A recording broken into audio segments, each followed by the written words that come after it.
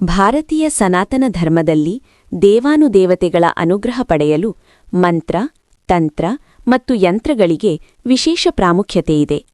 ಅದರಲ್ಲೂ ಐಶ್ವರ್ಯ ಮತ್ತು ಸಮೃದ್ಧಿಯ ದೇವತೆಯಾದ ಶ್ರೀ ಮಹಾಲಕ್ಷ್ಮಿಯನ್ನು ಒಲಿಸಿಕೊಳ್ಳಲು ಶಾಸ್ತ್ರಗಳಲ್ಲಿ ಅನೇಕ ಮಾರ್ಗಗಳನ್ನು ತಿಳಿಸಲಾಗಿದೆ. ಪ್ರಸ್ತುತ ಲೇಖನದಲ್ಲಿ ಮಹಾಲಕ್ಷ್ಮಿಯ ಯಂತ್ರವನ್ನು ಸಿದ್ಧಪಡಿಸುವ ಕ್ರಮ, ಅದಕ್ಕೆ ಬಳಸಬೇಕಾದ ಅಪರೂಪದ ದ್ರವ್ಯಗಳು ಮತ್ತು ಪಠಿಸಬೇಕಾದ ಪವಿತ್ರ ಮಂತ್ರಗಳ ಬಗ್ಗೆ ವಿವರಿಸಲಾಗಿದೆ. ಈ ವಿಧಿಯನ್ನು ಶ್ರದ್ಧೆ ಮತ್ತು ಭಕ್ತಿಯಿಂದ ಪಾಲಿಸುವುದರಿಂದ ಮನೆಯಲ್ಲಿರುವ ದಾರಿದ್ರ್ಯವು ದೂರವಾಗಿ ವ್ಯಾಪಾರ ವ್ಯವಹಾರಗಳಲ್ಲಿ ಪ್ರಗತಿ ಕಂಡುಬರುತ್ತದೆ ಹಾಗೂ ಆರ್ಥಿಕ ಸ್ಥಿತಿ ಉತ್ತಮಗೊಳ್ಳುತ್ತದೆ ಎಂಬ ನಂಬಿಕೆಯಿದೆ. ಯಂತ್ರದ ವಿವರ ಹೀಗಿದೆ.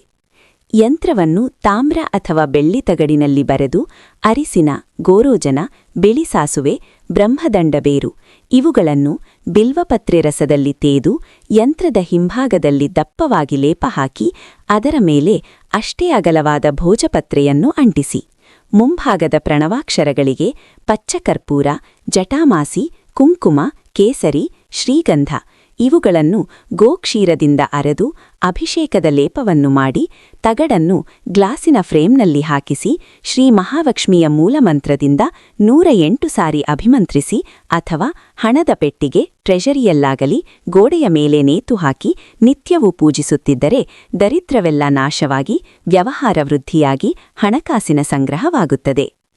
ಮಂತ್ರ ಹೀಗಿದೆ.